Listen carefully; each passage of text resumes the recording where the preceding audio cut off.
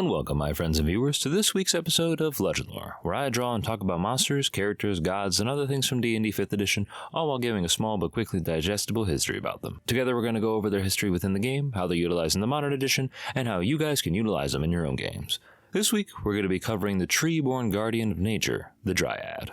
Dryads have been a part of D&D since the 1st edition, and appear traditionally as women of ethereal beauty, bearing delicate fey-like features with skin of wood and hair formed of leaves and foliage. Their appearance changed alongside the seasons, having lush, vibrant hair during the warmer months, and browning or leafless features during the winter. The same Dryad that you met with a wild brush of hair in the summer may be drooping or even bald during the colder times of the year. In relation to that, Dryads normally take on qualities similar to trees and local foliage in the areas they inhabit, so Dryad appearances will change depending on their climate and their chosen biomes.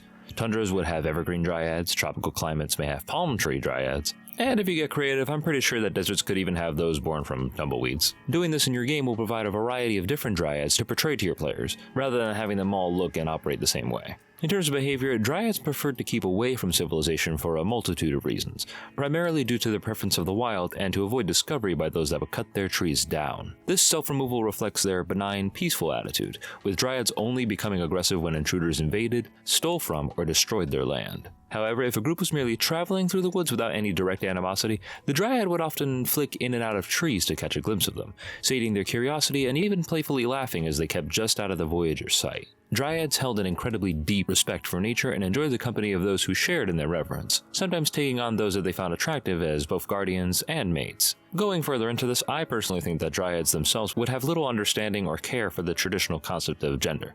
As such, you can find both masculine and feminine Dryads to exist in your world, thus allowing you to be a little bit more versatile with the appearance of their guardian/mates. Many believe that Dryads are born when Fae are bound to trees and forests by a far more powerful Fae, done so as a punishment for falling in love with a mortal, which is forbidden in most Fae sources. This magical connection slowly transforms that Fae from what they were into a Dryad, so as to reflect their state. Realistically, however, the connection of a Dryad to their domain can vary from being connected to an entire forest to only being bound to one single tree among hundreds, and these trees serve as a life force and home for the Dryad. You'll find that they can't stray far from their homes for too long without risk of wilting and dying, and if the Dryad's tree was harmed in any way, they felt the same effects on their very bodies. The destruction of a Dryad's tree or forest may not necessarily spell death for them, however.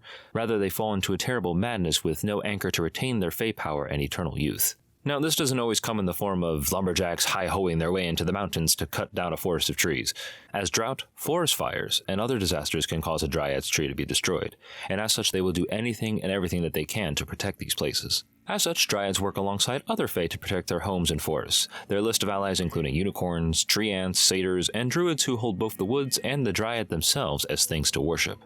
In terms of their own abilities, Dryads can speak to all plants and animals, can teleport from one tree to another so long as they have visited said tree before, and are capable of calling upon their Fae magic to enchant enemies and lure invaders away from their territories, possibly into the dens of hungry beasts that would finish them off. They could also cast spells such as Entangle, Goodberry, and Pass Without Trace, and were naturally resistant to spells, having advantage on saving throws against them. Dryad spellcasters could also cast a spell known as Acorn of Far Travel, which allows them to remain magically in contact with the tree that the titular acorn fell from. Should they find themselves in intense danger, they can use this acorn to shift back to their tree across incredibly far distances, maybe even as far as across various planes of existence.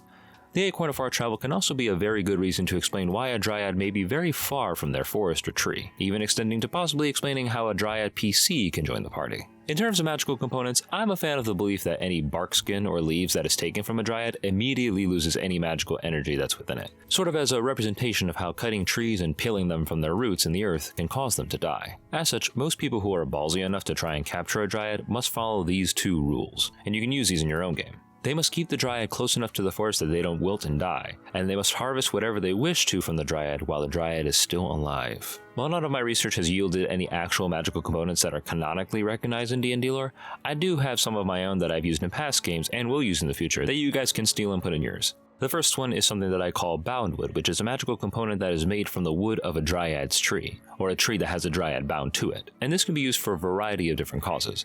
For instance, if a person can locate the tree that holds a Dryad's connection to the forest, and carves a wand or staff casting focus made from the wood of that tree, the spells that are cast from that wand or that staff are not subjected to the Dryad's magical resistance, and they must roll their saves normally. I like to call this material boundwood for simplicity when explaining it to my players, and this could make a great side quest to make confronting your Dryad villain much easier for your spellcasters and your party in general. On the flip side, if somebody wishes to control the forest that the Dryad holds domain over without having to go through the hassle of dominating them, as Fae have a natural resistance to charming magic, they can instead engage in a very dark necromantic ritual in which they cut out the Dryad's heart while it's still alive and infuse it with an aura of false life. The Dryad is gone, but the wielder of the heart now uses all of the Dryad's abilities, such as Fey Charm and its teleportation via plants and even its spellcasting. This could be a great quest to give your players if they're more on the evil spectrum, and likewise your players can find a captured Dryad bound to a ritual table in the last rooms of a dungeon, minutes away from being sacrificed by a noble who wishes to wrestle control from the nearby forest away from the Fey. Now, if your games don't really include this much darkness, I wouldn't recommend inserting this into them, but if you do wish to add a dark tone to your game, this is a good way to do so.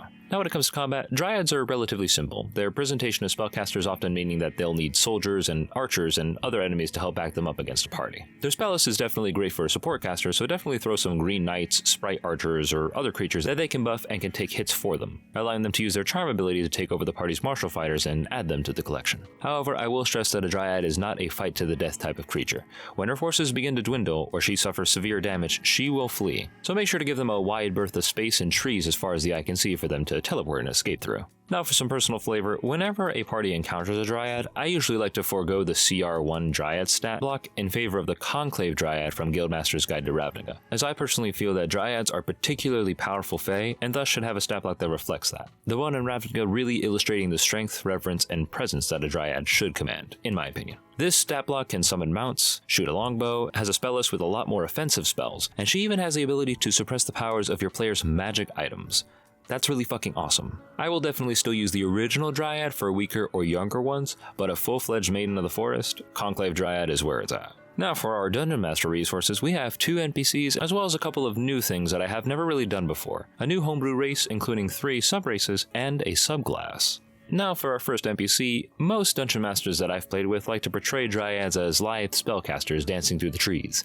But this character is a personal favorite of mine and one that I've used in many different games concerning the Fae and the Wild. Nyrissa is a Dryad Oath of Ancients Paladin, not satisfied with being an object of reverence by druids, rangers, nature clerics, but actually wanting to show that she loved the forest and was willing to die protecting it. As much, she has marched on the front lines during many incursions against her woods, even taking a cold iron axe to the face during one battle that left her scarred and blinded in one eye. Yet still, she remains resolute to repel any sorts of attempts to take over or desecrate her home, be it necromancers performing rituals in the forest, or loggers hoping that they can cleave as much magical wood as they can for profit. Nyrissa can make an excellent NPC connection for your druids, rangers, nature clerics, and so on to call upon, giving them quests to help the local Fae and root out any darkness in her woods. Then, when the real danger emerges, she'll arm herself with an amber greatsword and fight right alongside the party. I guarantee that they'll think that it's something that they earned and is really super cool. Next, we have a little bit more of a villainous NPC in Kahsara the Burned, a vengeful Dryad who has had her tree, her love, and everything else stolen from her out of greed. To make a long story short, a noble, keen to annex the surrounding area to fuel his financial ambitions via lumber, executed a systematic takeover of the land by killing the Fae and harvesting their components. However, he was met with a resistance that was just as brutal as he was, headed by the Dryad guardian Kahsara, whom he quickly identified as a sworn foe. This noble eventually discovered, however, that the components of the Fae were more valuable than lumber ever could be, and so he captured Kahsara, chained her to an iron pole, and burned the entire forest down before her, along with her human lover and protector. The noble and his knights then left her there, expecting that time without her tree would let her die a slow and painful death. And so she sat there, slowly rotting and turning mad until one day, her wrists were so thin that they literally slipped right through the cuffs and allowed her to escape the pole. Kahsara now exists as a sort of phantom creature consumed by vengeance, gathering the disgruntled and fearful Fae to her ranks with the little bit of time that she has left, setting fire to any villages, towns, and cities that she can get her hands on. She can make a great tragic villain for your PCs to encounter, or even serve as an arch-Fae patron for one of your PCs, imbuing them with the power to serve her as an agent of chaos and destruction. Your players can choose to either finish her off and end her suffering, or see if maybe there's a way to tie her to another tree and restore her from her corrupted state, all while bringing the noble who caused all this to justice. And lastly, we have our 2 other homebrew items. Now, disclaimer, make sure that your Dungeon Master is okay with you using these in your game. Don't just tack them onto your character sheet without telling them, because you want to make sure that your Dungeon Master gets the respect and understanding that they deserve, and that both of you guys set the proper expectations for each other when engaging in your game. First off, we have the Wodeling ancestry, which is essentially a half-dryad child of a union between a dryad and some other mortal race, which can be humans, dwarves, halflings, elves, whatever have you. Born between two worlds, the Wodeling's will to adventure comes from a mixture of the dryad's innate curiosity and the other parent's innate ties to the world of civilization. Mechanics-wise, Wodelings have the following stats, and you can choose between 3 subraces: the bark-covered Briarskin, the dancing Leaf Strider, and the fungal Sporeborn. Each subrace has its own additional abilities alongside the Wodeling's normal stats, and I highly recommend using them for exploratory campaigns or games set in the Feywild, and aligning them with classes such as Archfey Warlocks, Fey Wanderer Rangers, and almost all Druids. But if you guys come up with some interesting ideas or combinations, please let me know in the comments. Second, we have the Verdant Soul Sorcerer subclass, once again building off of the reflection of being touched, blessed, or born with a Dryad's innate control over nature. For a simple overview, level 1 gives you access to some additional spells from the Druid spell list, and allows you to summon a Fey Familiar using a sorcery point. Level 6 grants you a new meta magic ability that restrains foes affected by your spells on top of their normal effects. Level 14 grants you resistances to poison damage and advantage on saves against being petrified or poisoned, as well as the ability to permanently speak to animals and plants. I would go over the last ability, but it is a bit wordy for this one video, so I definitely recommend checking it out to see how it works and how it can be used to manipulate the battlefield in your party's favor. The entire document for the Wodeling and the Verdant Soul Sorcerer is located in the description below for all of you guys to use. Now, in terms of magic items, here are a few from the books that I highly recommend giving either as a reward from a Dryad or being found inside of a Dryad's grove. And finally, we have our 2 magic items for this video. The first one being a weapon type. Amber weapons, which are formed of an enchanted amber, strikes as hard as steel, requiring attunement and granting the wielder a +1 bonus to attack and damage rolls made with it. You also deal an additional 1d4 piercing damage on a successful hit. Weapons that are made of this special amber are considered Fey warded, which means that all attacks made against creatures of the Fey or plant creature types do not get a +1 bonus and are made at disadvantage. They are also capable of amber healing, which allows you to cast the spell Healing Word at 2nd level as a bonus action once per short rest. And lastly, once per long rest, the wielder of an amber weapon can cast the spell Lesser Restoration, also as a bonus action. Amber weapons are armed with supplemental healing magic, allowing your party's martial characters to take a little bit more risk while freeing up your cleric to spend their slots on non-healing spells. And you can apply this to daggers, longswords, greatswords, or even ranged weapons like bows. The only one that I would say probably wouldn't fit would be a crossbow, but again,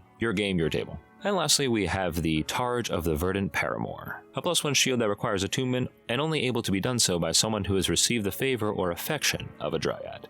These shields are carved out of the tree that holds the binds of said Dryad, and when somebody attunes to it, that person gains immunity to poison damage and the poison condition. Additionally, this item allows the wielder to cast one of these following spells once per day, being Crusader's Mantle, Speak with Plants, and Summon Fey. And finally, once per week, the wielder of this item can cast the spell Word of Recall, allowing them and all those that they select to be brought to the Dryad's tree as if it were the designated sanctuary as per the spell. This act leaves the shield's other effects inert for 1 week, as it gathers its energy back from the native woods, meaning that its +1 bonus to armor class, as well as the immunity to poison damage and the poison condition, are null until the next week. Dryads only gives these shields to those that they deem worthy, those who have proven themselves good yet wild souls worthy of their powers of the forest. This can make a very excellent gift if a party has earned the respect of the local Fey, meaning the Dryad matron that rules over all of them. Or if you have a bard that's really keen on seducing a Dryad NPC, I guess this could be an additional mechanical reward. I don't know, I don't really play that game much. I've included the stat blocks for these items in the description below. And with that, that's our coverage of the Dryad, everybody. I want to thank all you guys for watching, and if you guys enjoyed this video, please like, comment, share, and subscribe. Let me know if you guys use any of the materials I presented here for you, how you guys like to portray Dryads in your games, and also don't forget to vote on the next video subject by following the link in the description. And also let me know what you guys would like to see in upcoming videos. But until then, I'll see you guys next time.